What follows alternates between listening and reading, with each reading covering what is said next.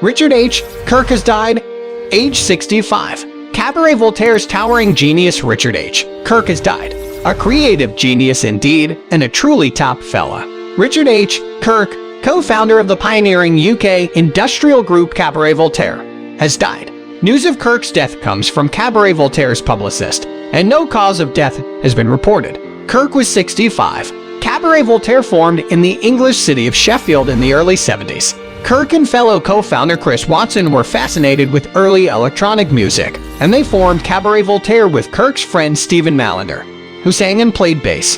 The group was experimental both in its music, which leaned toward disruptive electronic noise, and its performances, which were often surprise guerrilla spectacles in public places. Sometimes, their performances ended in fights between the group and the audience.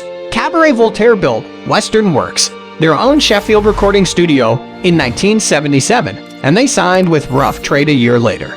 The group's early tracks were stark, confrontational tracks like Nag Nag Nag, which fit spiritually but not stylistically within the growing punk underground. After Cabaret Voltaire's first two albums, 1979's Mix Up and 80's The Voice of America, Chris Watson left Cabaret Voltaire, and Richard H. Kirk and Stephen Mallinder continued on as a duo. Cabaret Voltaire's early records were Spartan, Damage, aggressive electronic music, alongside throbbing gristle. Cabaret Voltaire were hugely important in the development of industrial music, but as that genre grew, Cabaret Voltaire moved increasingly toward relatively commercial dance music, eventually signing with Virgin and first reaching the UK singles chart with their 1983 track Just Fascination. The group jumped from Virgin to EMI and worked with producer Adrian Sherwood on their 1987 album Code.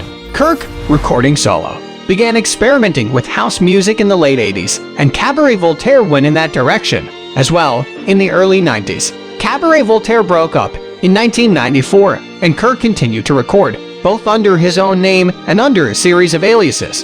In 2009, Kirk resurrected Cabaret Voltaire as a solo project. Last year, Kirk released Shadow of Fear, the first new album under the Cabaret Voltaire name in 26 years. Two more Cabaret Voltaire albums, Decadrone and B&9 Drone, came out earlier this year.